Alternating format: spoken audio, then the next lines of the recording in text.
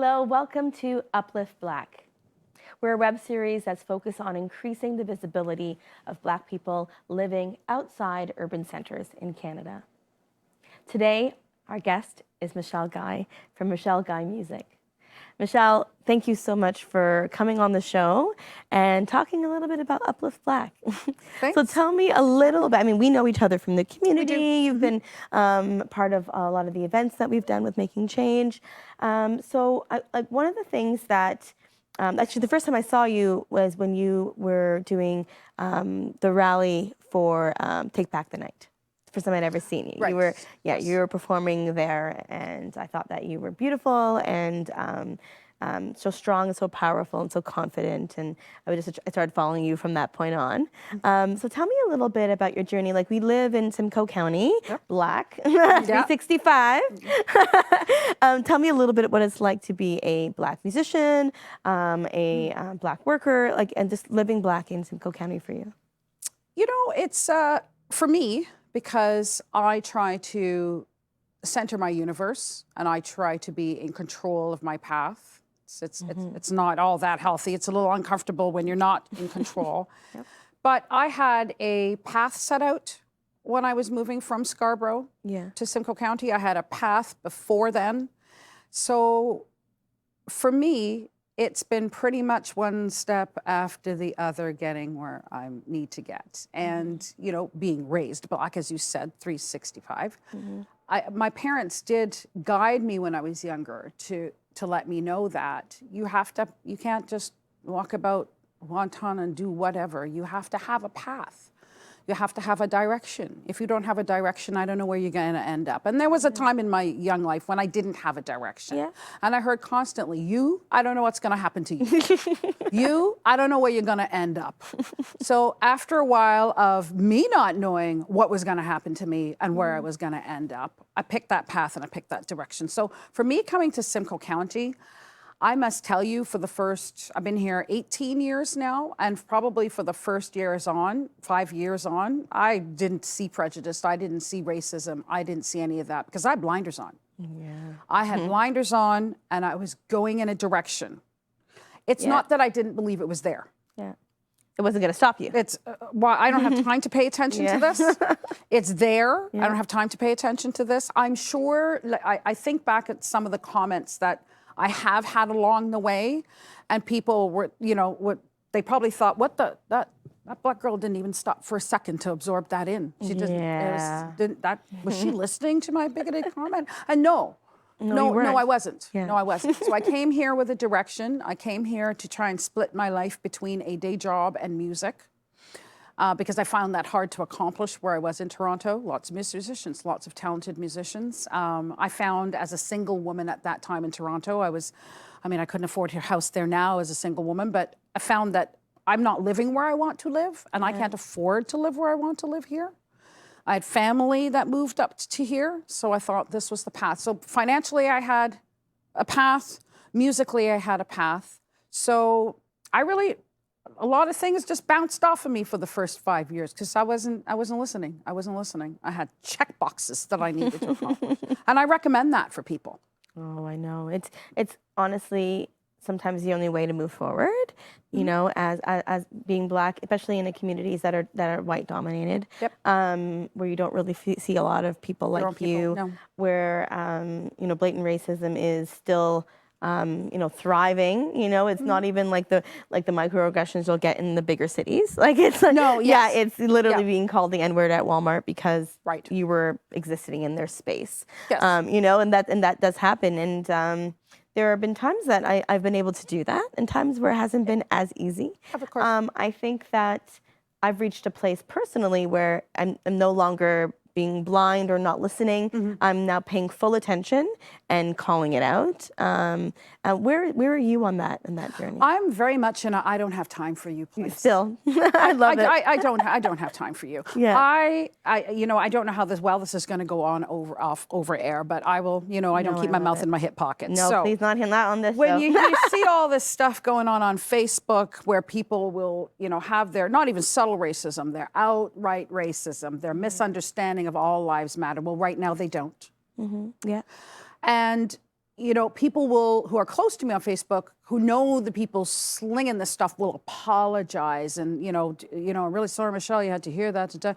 And my answer always back to them is, bring it on. I need to know who the bigots are. I need to know who they are. I need to know who the racists are. Let them say what they are. So now I know who you are, because Shelly, honestly, what is worse for me is the racist I don't know. Yeah. Is the racist that doesn't have enough guts to be a racist. Out loud. The other ones that want to call me whatever they want to call me and ask me what I'm doing here, at least I know who you are. Yeah. At least I know who you are. Exactly. The people that I've recognized as this has come out, there are some non-Black people that I've been around that have started their journey of understanding. Yes. And they'll be at a talk, or they're, you know, through my organization during the day, you know, I do talks, other people do talks, and people, I have 4 significant things that have happened where people have approached crying. And that's when I know they get it, because they call themselves on I have done these things. I have said these things. To you, possibly, yeah. I was not, but I am not a racist. And then I have to explain, no, but your words were and your actions were. And now you know where they fit. So welcome to your journey. Yes. Welcome to your journey. Yeah. I got all the time in the world for those people. All the time in the world. As far as the folks that like to chat, run their mouth, they need to understand that you're not stopping me. And Black people need to get to a point where they say to themselves, you're not stopping me. Yes, there's systemic racism, and we can battle that. If enough of us go to a job interview with our hair, the way our hair is, they can't not hire all of us. Yeah. Isn't that the truth? Right? Yeah. Right? Yeah. If I'm not a mother, I'm not chastising what mothers do. But if we stop teaching our young Black girls that their hair is difficult and stop calling their hair difficult and teach them to embrace their hair and manage their hair naturally, then they'll do it. And then that will become an ordinary hairstyle, It'll not be the normal. straightening of Black hair. Exactly.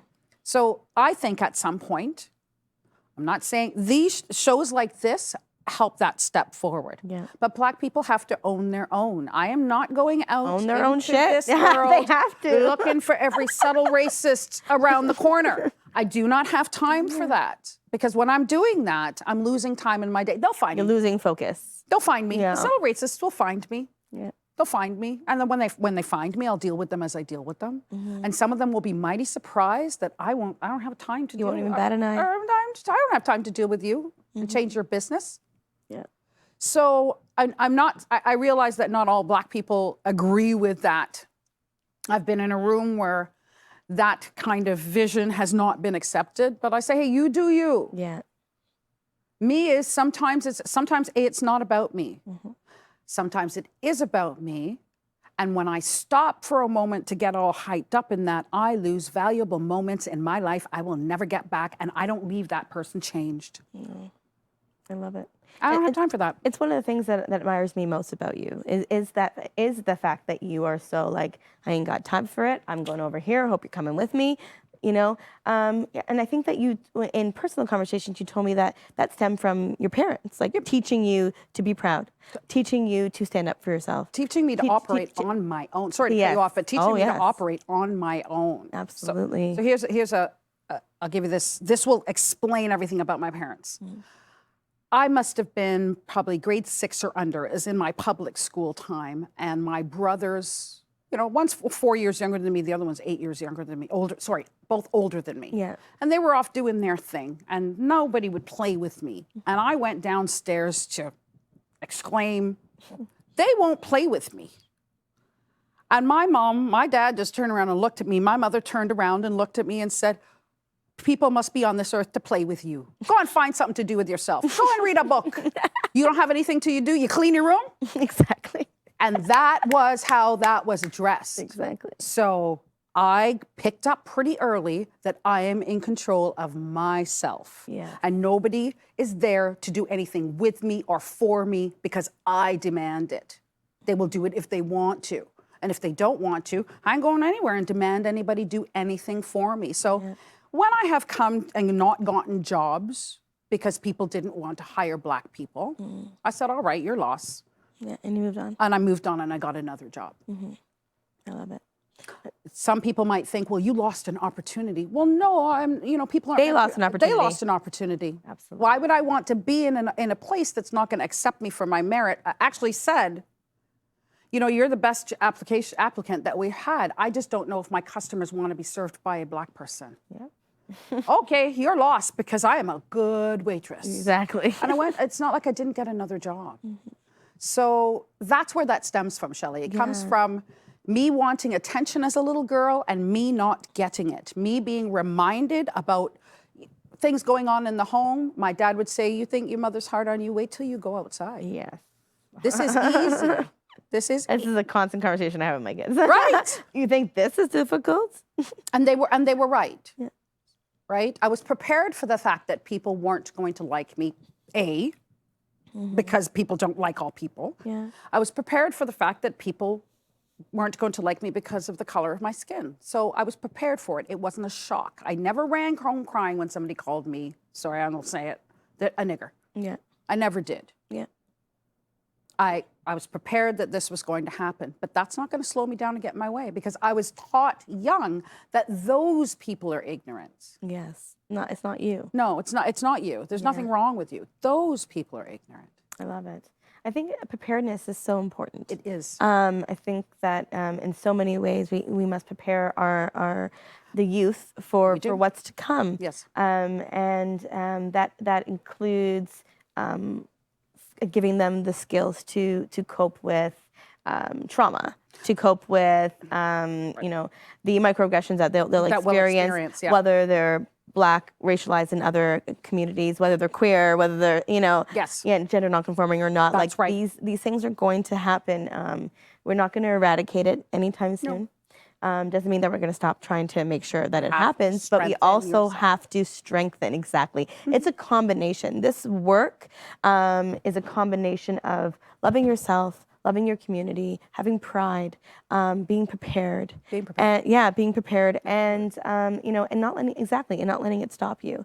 One of the things that that really helped me start Uplift Black was this idea of, first of all, I'm uplifting Black. I'm making it very clear. A lot of people were like, well, what about this? I'm like, no, we're speaking about Black people today, because there are a lot of little girls who ran around and little boys and non-conforming people who ran around without that kind of preparedness in their life, and their experiences have shaped kind of who they are today. So your experiences 100% shape who you are. Yeah, and they struggle. Yet there's also the reality that you don't necessarily have to be of a lower income or something for it to be important to recognize that as Black people, we've experienced inequality in a way that it has disproportionately affected our success and our ability to be seen in positions of leadership. I think what our people need to do tell me. is maintain. They need to, if you're not connected to, you got to get reconnected to. Yes. And if you're already connected to, you got to stay connected to learning. Yes. Isn't that the truth? The minute you stop learning will impede, and this is my own personal opinion, but the minute you stop learning, it will impede your ability to continue to travel through this life and excel or move up or be where you want to be. Always be learning. Always. My parents always come back into this because they're who raised me. And that phrase, what you do, go find a book. Exactly. I was purchased those little golden books. One of the earliest memories I have is of my dad reading to me. I'm not religious per se, but I remember sitting around the table and we had to read out loud from the Bible. That served two purposes, but you had to read out loud so my parents could hear us and correct us. Yes. So those basics, I know people are busy, but you've got to keep your kids learning and you've got to encourage them. Two things I still do. I still read and I still garden. That didn't just come to me from the air. That my parents left me with those things. I can grow my own food and I can read a book. I love it. I can read a book. If you know why I think that comes, it's so important. Not a lot of there are some kids that don't have that opportunity to go to that second level of learning. Yeah, absolutely. The reason why that is important is because you can find education from a book. The same book they have in the class is the same book you can go and read. Yeah. People are hiring differently now. They are hiring people that go out and acquire knowledge on their own and can speak to it. Yes. Yeah. Lived experience. The lived experience. Yeah. I applied for a job ages ago, over 20 years, 20 years ago. And it asked for Lotus. At the time, that was Excel. Yeah. I didn't know Lotus. I put down, I know Lotus. Yeah. Guess what I did all weekend? Learn Lotus. I found a book. About Lotus? I phoned my friends. Lotus for Dummies? I found who had Lotus. I went to their house and I did the book. And I went in to that interview and I could answer some basic questions enough for them. Yeah. And I was honest with them and I said, I didn't tell them it was the weekend. Yeah. I told them that I self-studied. Yes. They said, where did you learn Lotus? I didn't lie. I said, I self-studied. Yeah. Oh, you did? Yeah, I bought the book. Yeah. Yeah, really? Yes. And then I went, I learned it. Yeah. I had that job before I walked out of there. Of course, because that shows that you are, I'll learn everything else. Yes, exactly. And I'll learn everything if you don't know it now, nobody enters a job knowing something, everything. Everything that it is. Yeah, yeah. So one of and that is, I feel sometimes that Black people get to a place where if I can't go to the upper education, you know, there's nothing wrong with being a cashier, but keep learning. Yes. Exactly. Keep learning. Keep reading. Keep educating learning, yourself. and there's so many ways that you can learn. One of the things that you know, I've been pretty vocal about my mental health and how my experiences, my PTSD and stuff have shaped how I learn today. And I realized that reading a book is very difficult for me, for my attention span and for my focus and stuff that happens. So I moved to Audible books. Audible books. And it has changed my life.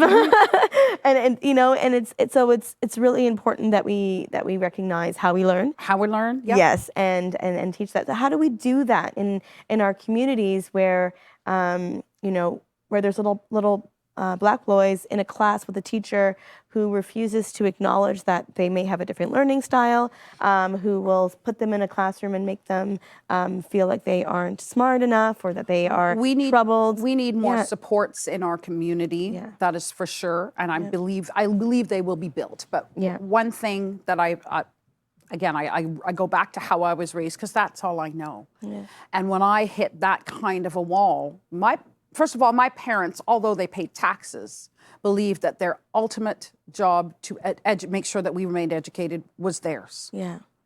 So when I fell behind, my dad would say, go bring your book, go bring your math book. I remember crying with him for geography and having to listen to the understanding words of, if Charmaine is my middle name. That's what my dad calls me. Charmaine, if you put yourself in a place where you can't learn, you're not going to learn. Mm. You're not going to learn. You can't do all this in one. Just do this for now. So when you have that child, again, I'm not a parent. I can only tell you what I experienced. When you have that child that has his or her back up against the wall in school because you have a teacher that does not understand, you still advocate for yourself with a school board, but you take your own child under your wing. Yes. You go on the internet, you find out where that child is lacking. You spend that extra time to build up your child's confidence. Absolutely. You get those little math books. You try to figure out, if you can't afford a tutor, that's where our supports need. Yeah. We need free tutoring. Absolutely. It should be, absolutely. Right? My mother was able to take me to a church initially. Mm-hmm. And found a person there that would say, I'll help her, I'll tutor her. Because there's only so much learning with your parents you can do when you're all riled up. But that's, so... community. So basically what you're saying is how important community is. Yes, it is. Because not all parents are able to teach. Some people are frankly, they're illiterate. Yes, exactly. Like actually unable to teach them that way. Right. So but they can teach in other ways. You can lean to your friends. Yeah. Lean to your friends. Lean to the people you already know in your community to say, all right, teacher's a goof, teacher's a fool, and not going to catch up. But my child, send me my child's homework, please. Yeah. Reach out to your community because sometimes we don't reach out. Yeah, absolutely. We need to reach out. We cannot sit in one place and do nothing and stamp our feet for change. No, change requires action. So change requires action. So find help. Go to your church community. Contact Uplift Black. Contact Uplift Black. Contact Uplift Black. Yeah. So if you have a child that's struggling and the school is not hearing you, I have a Black tutor on our list. Right. That is local and happy to help in any way. He's already reached out. Because I truly believe, as you said, however your child will learn, learning and education is the key to being able to move forward. I mentioned the grocery store. You know, I have no judgment about people working grocery store. I love them. They provide me with my food. If there were no people in working grocery stores, I'm not quite sure how I would eat or clean my toilet. Or right, they're very important parts of the community. But you can get into a grocery store and you can look maybe towards management. You can look maybe towards union rep. I saw a young lady start in a grocery store when I worked in a wine store, placed in a grocery store. She started in the grocery store. I watched her start stocking in the aisles. Then I noticed her on cash one day. And then I noticed her in a department in dairy one day. And then after that, I noticed her behind the pharmacy desk. Look at that. And I chatted her up. I'm like, so what are you doing back there? She said, well, they have the pharmacist assistant, and I applied for it because I'd been here long enough. So and now they're getting all those skills. Yeah. And now I see her working in a different jurisdiction than where she started as a pharmacist assistant within the grocery store chain. Yeah. So if what you want to do is work in a grocery store, that's fine. Number two, I say, Black people, know your finances. Stop spending your money, give up your credit cards. Know your finances. Financial literacy is so important. Financial literacy is my dad and my parent. My dad used to sit down with me and make me watch him do the tax returns. At which point I can tell you, looking back, I would wonder, why am I being tortured? What did I do wrong? Sitting out there looking at my friends. Look at them. Look at those kids out Just there. Just outside playing. Are you paying attention? And deep down inside, I want to say, no. No, I am not. Hey, no. Look on the page here. Okay. So when I used to ask for things, all children ask for things. Money doesn't grow on trees. You know that phrase. My mother, when people were writing checks, I remember my mom said, come sit with me here. And she'd show me the bills. Yeah. And she'd say, that amount, put that there, that, write out the check amount. And that was when I realized I don't know how to write out numbers in words. So $32.52. And she said, now write it out. And I, what do you mean? Write it, how you spell 30, how you spell 32. Yeah. And then I wrote it out. And put the cents here like that. Now put a line. Okay, I signed. The things we lose by losing things like checks and right, but all you those little still. skills. So now you do it on the internet. Yes. Sit down with your children and show them this is how much money we make. Yes. This is what goes to bills. This is how much we have left over. I knew after a while. The money didn't grow on trees? This is why I don't ask for things. And that's why I got a job as soon as I possibly could. Oh, yeah, absolutely. It is so important to discuss race, discuss sexuality, discuss financial literacy, just have conversations. One of the things that is usually that tends to be missing too, for many reasons, is sitting down at the dinner table. Did you ever have a chance to sit at the dinner table? We, as kids, now, when we were younger, yes. But I come from a family in which my dad worked a couple of jobs and my mom always worked 2 jobs. Yeah. So I actually worked, my aunt also lived with us. Yeah. So I was the kid that came home and food, my mother cooked on Sunday for the week. Don't eat more than you're sharing the pot. Because I don't know what you're going to do come Friday. Exactly. So if there wasn't an adult around, we didn't have a microwave. Yes, children who are 12-year-old can learn to heat up pre-cooked food on the stove. Yes. Okay, so we didn't have, at some point when we were younger, yes, we did. But as we got older and we got into our house and my parents went to work to keep that house, we took care of ourselves. But when my mom worked nights, so she would get up, see what we were doing. You read your book. Go get your book and read your book. So we sat by the table and read the book while my mother was making sure everything was done. Yeah. So, my parents are very, very, very supportive in ways that I didn't understand was supportive when I was younger. One of the things that they were supportive in a weird way was my music. They were okay with formal music lessons. They were not on board when I asked them to go try out for Wonderland to be one of the performing artists. We were not on board with that. No. It was a head turning, you must be mad, you crazy. That was a not on board with that. What do you think that was? That is not what we're giving you to, that's not why you're musical and you can learn music, but one, you're untrustworthy. So you're not driving from, and sorry kids, if you're listening to this, if you're untrustworthy, your parents don't have to say yes to things. No, it's very true. One, you're untrustworthy. So we're not letting you take public transit all the way to from Scarborough all the way to Vaughan to say that you're going to be some performing artist. Two, you don't apply yourself. Good. You like doing music when it suits you. You haven't showed me anything yet to show me you want to be a performer. No. That you can, if you're gonna be a performer, be a good performer, right? And take it seriously. Yes. If you want this, if you want to do it, if you want to do it, yeah. Just like everything else in their life that they taught you, right? Exactly. So I mean, shortly after that, I want to say that like I would play my piano. My parents are very hard people. So if it doesn't sound pretty, they don't tell you it sounds pretty. And I would play my piano, but sometimes I decided that, I just don't want to play in front of them anymore. Yeah. And, I got to that point with, my mom would say, if you don't play that piano, I'm going to get rid of it. If you don't play that piano, I'm going to get rid of it. I was playing it when they weren't home, but I wasn't playing it all that much. And, I walked in that door one day and that piano was not there. Really? Exactly. No, same thing. I do the same thing. I bought a piano for my daughter, and she didn't listen to have it. And we have a little jam space in the basement, and it went from her room to the basement because if you're not going to use it, mine went out of my house. And completely out. It's like we're musical people, so we all want. You still want it in the house, but it's I'll keep it. And I had to. That's when I learned. I can't say that it all sparked at that point, but that put me on that journey to if I want to do this. I don't want to be a virtuoso piano player. Did it sting that she gave away the piano? Yes. But so I want to do this. Then all of those things, blinders on, what are you going to do?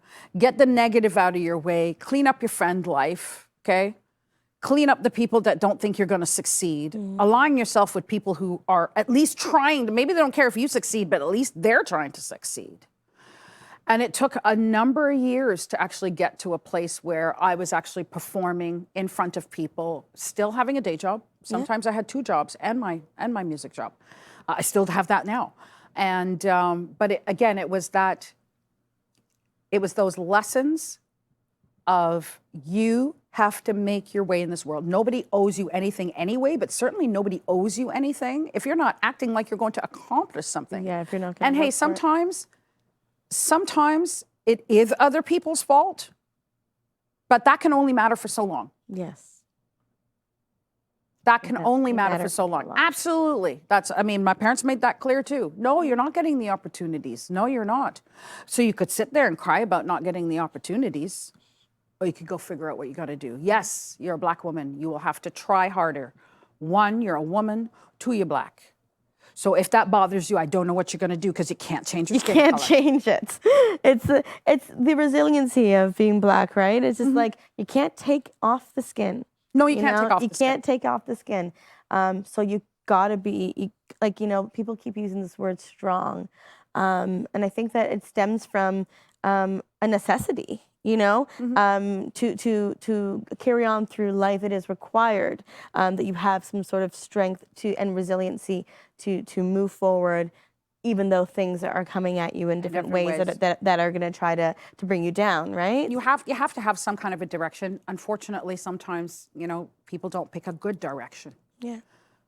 So I'm going to rephrase that and say you have to have a good direction. You have to have a good direction. Now, other people have chosen a bad direction and they were doing quite fine because that's what we've created. That's what society's created. Will look at me and say, well, I don't know what you're talking about. I've picked my direction. It's not your direction. It's not a good direction. And I feel like I'm doing quite fine. Yeah. So, although I say all these lovely things, you really have to hope somebody applies it in the right way. I say always be learning. Well, hopefully you don't choose crime. Yeah. hopefully you don't try to learn how to navigate through the penal system. Yeah. Right? Because that's a choice too. It is.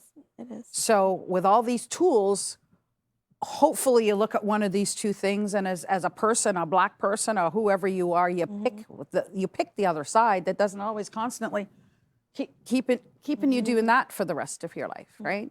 And that concept of strong that you have, you know, I'll remind you, you had asked me if I had a song in the back of my head that maybe you could use, and I had said, no, I don't really have anything. Yeah, for the show, I had asked Michelle, I said, I would love to have like an original song, possibly for the show or the podcast, and did you have anything that would suit? And I didn't get back to you right away, because I didn't have anything, and I was going to bail. Yeah.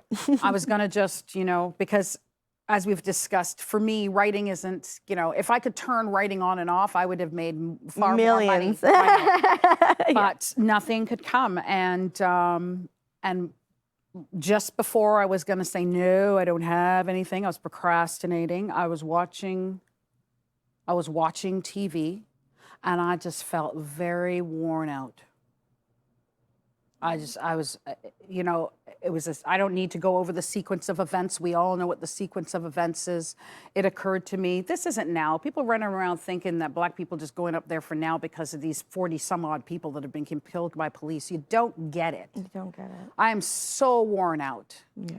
And suddenly somehow words came for that song, and it wrote itself in a few minutes. And I wish the words never came. Like, I wish the words, I wish I didn't need them. Wish you did, yeah. Right? Wish you didn't have. I mean, as much as you know, I'm happy to have this organization and have this show.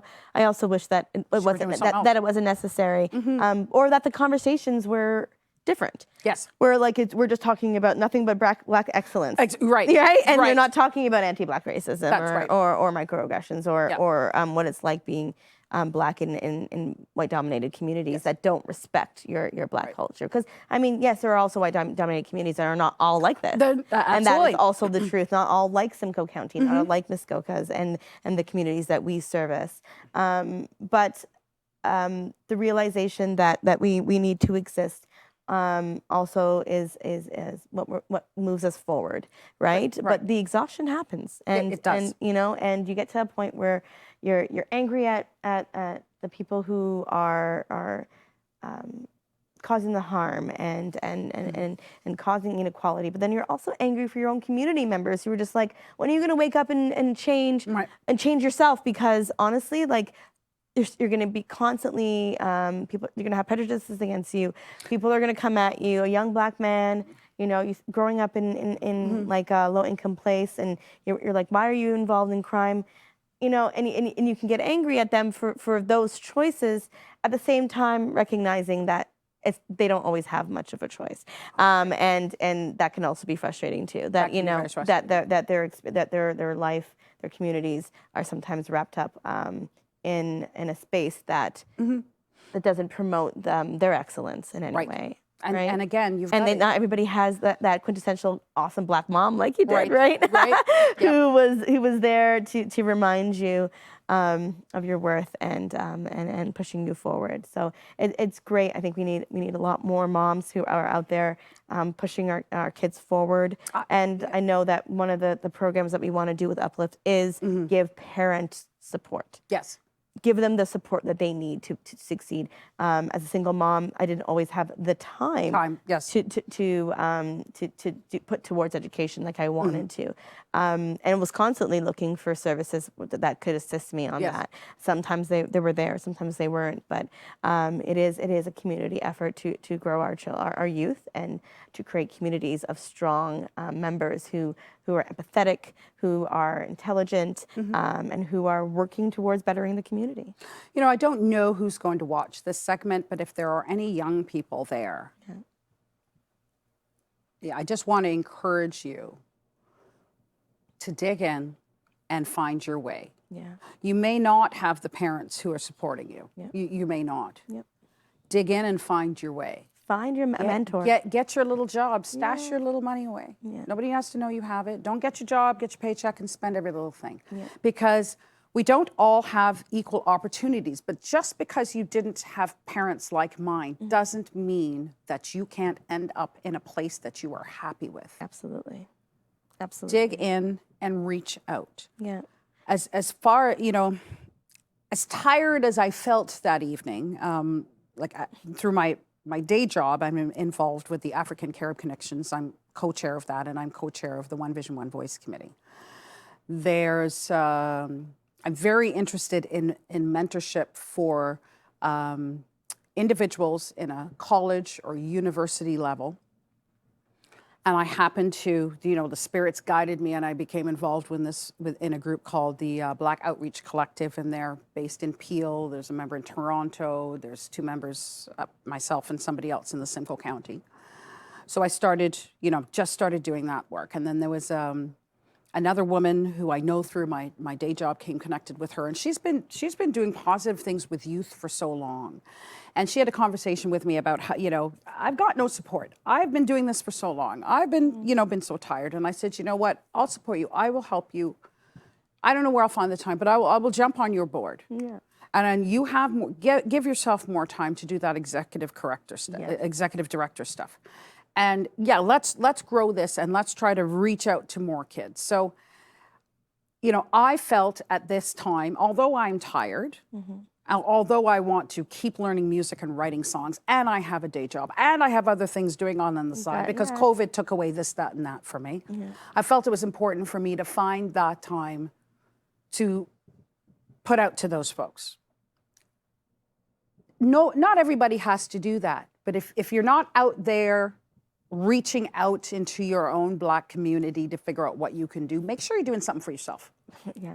Make sure you're being completely selfish and you're moving yourself forward. Do that. If the honest answer is, I don't have the energy to be a board member, be in a committee, I don't have the time or the money to give up my free time, then make you your own corporation, make you your own community, make you your own nonprofit organization. Yeah, absolutely. Make you your Invest thing. in you. Invest in you. Do your thing. Absolutely. If you have time to do this, that's part of building the movement. Build your own movement. You can be a movement of one into a positive direction if you feel that's how best you are going to support yourself. Because you, as an individual that decides that, I'm sorry, because I've been there. I've had tunnel vision where community, good luck to you. Michelle needs to focus on me. But if I didn't do that at that time, I wouldn't be in a position right now to step into my community. Absolutely. So if tunnel vision needs to be your thing, just all I do is beg of people. Don't sit there. It's your life. I can't tell you what to do with it. But don't sit there and waste yourself. Absolutely. I love it. As we're going to have to start wrapping up soon, because I want to get a musical performance in, and so we can all. So before we do that, I have a couple quick questions, little speed round questions for you. Tell me your, if you were to have dinner with one particular person, fictional, alive, dead, who would that be and why? It has to be one person? No, go ahead. You can make your own rule. My grandparents. Your grandparents. My grandparents who have passed, who I've never met. Oh, you never met them? Yes, that is who I would like to sit down and have dinner with. Just to find, what is it, literally just to kind of know your history? To know more about me. They would have been at a time where life wasn't, sweet for Black people. Yeah. And to know more about where it is that we came from. Not that my parents don't talk about it, but to hear it from them. Even that's disjointed, right? Like the experience is just disjointed if you don't hear it directly from. Because when they were kids, they were experiencing life differently. Differently, yes. And to hear their story. If the grandparents, I never really got an opportunity to have that in-depth conversation with any of them. So it would be all of my grandparents are passed now. So it would be my grandparents. Perfect. And if we were to go out after this and grab a drink, what would you be drinking? Cointreau. Cointreau. Yeah, you did mention that's one of your favorites. And then I have to, after that, it's like stuff I'll drink, but I'm not that stuck up. I'll find somewhere to drink, something to drink, right? But if you invite Michelle over, have some Cointreau. Have Cointreau, okay? Yeah. If you book me for a gig at your private place, please have a bottle of Cointreau. Exactly. Thanks. It'll be a better show. Yeah, it will be. It will be. It will be 100%. I love it. One other thing I wanted to talk about is, so what I've been doing is, through a series of projects that I'm involved in, I was collecting books that kind of had Black characters or were written by Black authors, fictional, nonfiction. And as I was doing that investigation, I came across this magazine, and it says, but it's Wired magazine, The Evolution of Digital Blackface, which I had it says all this digital world.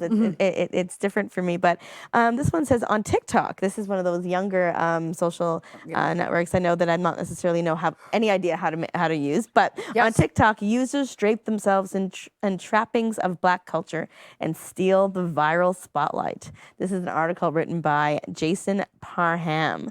What do you think? I mean, as a musician, I know that we can't really talk just quickly. Very quickly, I'm interested in reading the article. Yeah. But I'm 53 or 54, one of those ages. I stopped counting exactly after 50.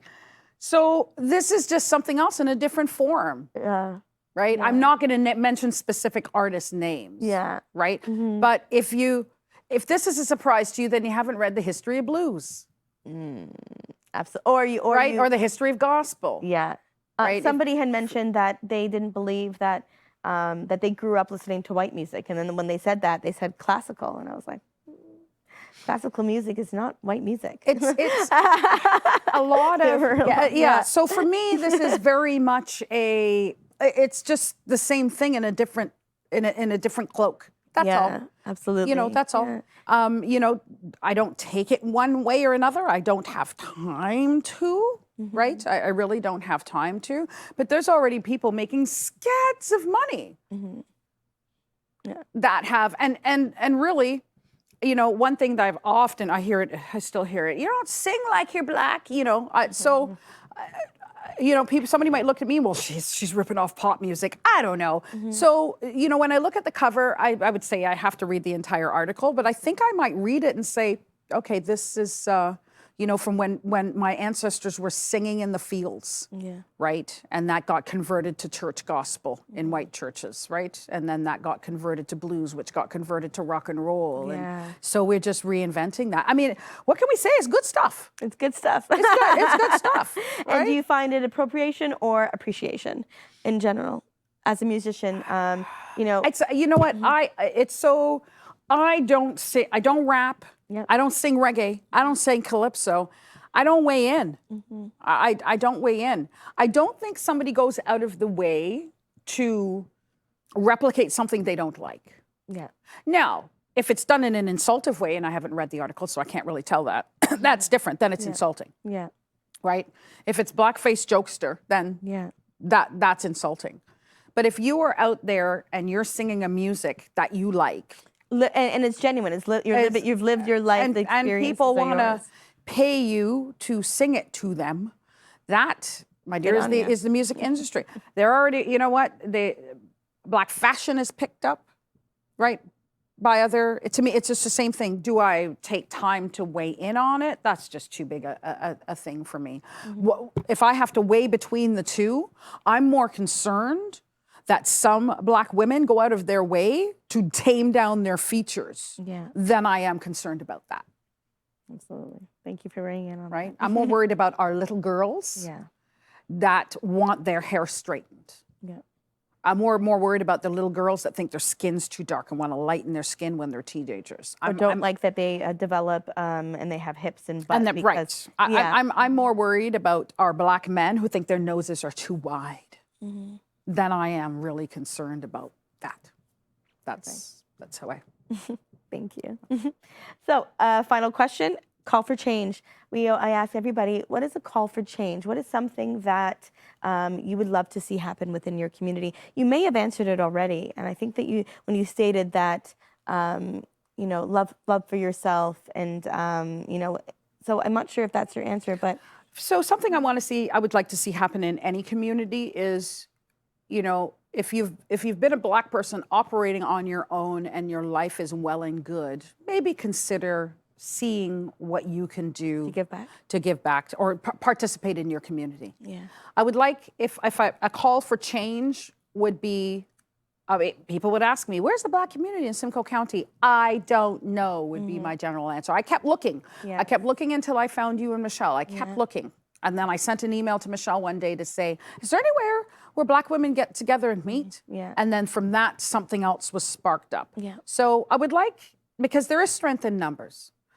Can I mean, yes, would I like to see all the systemic stuff change? Yes, I would like to see that schools manage themselves appropriately. I would like to see that hospitals and doctors manage themselves appropriately when they're dealing with people of color and understand that, you know, if we're sitting in front of you and say pain, it's pain. I would like to see all those levels change. But first and foremost, I would like to see the Black community, those of you who've maybe left, you know, and thought, I ain't getting together with Black people. Oh, they can't get anything done. I'd like you to give that another shot. Me too. Right? I would love to see that. Yeah. And if it's not for you, but if there's anybody out there listening, when you listen to this segment that thinks to themselves, you know, I was thinking about trying to reach out. We talked about tutoring. If you're somebody that can tutor and you've got time, reach out, tutor. It only has to be what you can do. If 20 tutors give 2 hours a week to one kid, that's 20 kids. That's right. Who maybe not weren't able to. All right. So, you know, give what you can. Give what you can, you know, to your and community. it doesn't always have to be money. No, no. I said nothing about money. And that's exactly what a lot of people just believe, that, connect. oh, I don't have any money to give, I can't donate to that or No, this and that. just nothing about your money. Your skill set, your time, Yes. your energy, your love. Reach out to your community in a way that works for you. And helps uplift them. Right? Right? Because in turn, it'll help uplift you. Do something that you feel uplifting. Yes. So that would be my call for change within I can't control other people. No. Absolutely. Right? I love it. So we're going to have a song. Okay. Thank you. Yes. So tell me a little bit about this segue into the song. So the song, as you know, it's you inspired it. You know, I'm not just saying that because you invited me on the show. You know, I have had a long period where I haven't been able to, well, you know, nothing got written. And the song is my thoughts. It's my thoughts about how I feel about the situation that I've been in from here to as tall as you see me here now. Yeah. And how and you know, it's not a long song, but that's what's really about as for this whole Black movement. This is how I feel. These are the words that I want to say to the people who want to be, as they say, allies. Mind you, we'll tell you when you're allies. Don't go home and make your sign and say, I'm an ally. We'll let you know when you're an ally. It's like, sorry, I digress. But if you want thinking, what an ungrateful Black woman. Calling yourself an ally before you know if you are is like me just meeting you on the street and deciding I'm your best friend. You'll let me know when I'm your best friend. Yeah. Okay? Yeah. It's a title you can't give yourself. So you have to so give it this to is you. my message to those allies out there who really are truly working towards being allies. This is how I feel. I don't assume I'm the only Black person that feels this way, but this is how I feel. Wonderful. Well, I can't wait to hear it. Thank you so much for coming on Thanks the for having me, show. Shelley. Yeah, absolutely. We're going to be doing lots more stuff together, and I can't wait. We shall. Yeah. We shall. We're joined at the hip now. All right. So we're going to go and we're going to listen to Michelle Guy. The name of the title of the song is? You know, I'm playing with some ideas, but we're thinking, we landed last week on A New Day. A New Day. A New Day. Yes. Perfect. Perfect. We'll wrap the show up with that. And don't forget, check us out on upliftblack.org. Yeah, please remember to share, support, show up. Do what you can. Yeah. And listen to Michelle Guy. Thank you.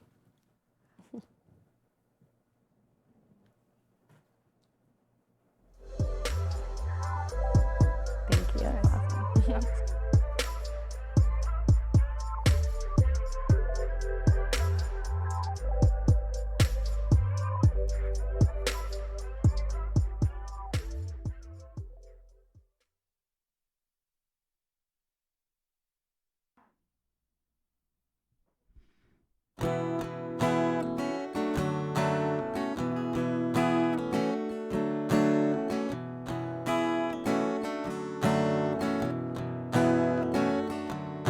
Torn down, worn down, and weary. We gotta rise up and weather the storm. Forlorn for too long, still pushing on. We're gonna rise up We're gonna rise up. We're gonna rise up till a new day is born. Know me, see me clearly. I don't walk alone, I'm 400 years strong. Holding on, moving on, still pushing on. We're gonna rise up. We're gonna rise up. We're gonna rise up till a new day is born. We're gonna rise up. We're gonna rise up. We're gonna rise up till a new day is born. Mothers cry, their fathers cry, their children die. We're gonna pick them up and carry them home. We're gonna rise up. We're gonna rise up. We're gonna rise up till a new day is born. We're gonna rise up. We're gonna rise up. We're gonna rise up till a new day is born. Rise up. Rise up. Rise up. Rise up.